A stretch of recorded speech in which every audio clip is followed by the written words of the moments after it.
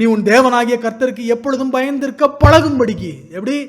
தேவனாகிய கர்த்தருடைய முதல்ல கற்றுக்கொள்ளும்படிக்கு இப்ப பழக்கம். To practice it, to make it as a habit.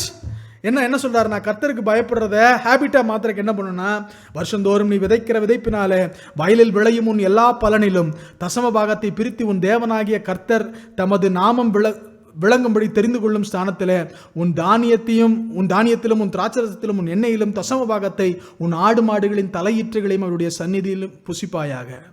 அப்படின்னா ஆண்டவர் அங்க என்ன சொல்றாரு அப்படின்னா, தசம பாகத்தை கொடு. எதுக்காக? 1ல் 10 கொடுத்தா மீதி 9 கொடுப்பாருங்கிறதுக்கு இல்ல, 10 கொடுத்தா 20 கொடுப்பாருங்கிறதுக்கு இல்ல, நீ கொடுத்தால் பெற்றுக்கொள்வாங்கிறதுக்கு இல்ல, கொடு உனக்கு கொடுக்கப்படுங்கிற ஃபார்முலா எல்லாம் இல்ல.